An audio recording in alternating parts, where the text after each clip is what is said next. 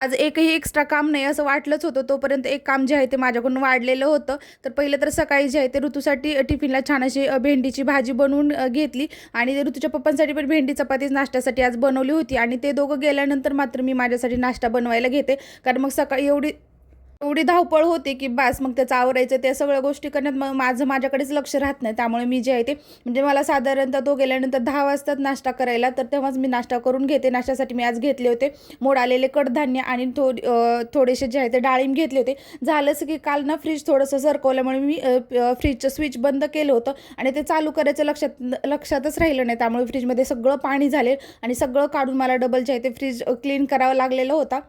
त्याच्यानंतर हे कपडे याच्यामध्ये ना हिवाळ्याचे पण खूप सारे कपडे होते म्हणजे ऋतूचे स्वेटर वगैरे ते सगळे काढले जे फक्त आता उन्हाळ्यात लागणार तेवढेच कपडे ठेवून दिले. दुपारी जेवणासाठी सकाळी बनवलेली भेंडी, सलाड, चपाती आणि वरण घेतलं. त्याच्यासोबत थोडंसं ताक. आता वेळ झाली होती संध्याकाळची म्हणून छान अशी दिवाबत्ती करून घेतली आणि खरंच ही वेळ खूप छान आणि घराला प्रसन्न ठेवणारी असते आणि मला खूप म्हणजे ही वेळ जी आहे ना सायंकाळची खूप आवडते. आणि त्याच्यानंतर मग मी पहिला संध्याकाळी करते माझ्यासाठी जे आहे ते संध्याकाळचं माझं जे पण डिनर असतो तो बनवून घेते आणि त्याच्यानंतर त्या दोघांसाठी बनवून घेते.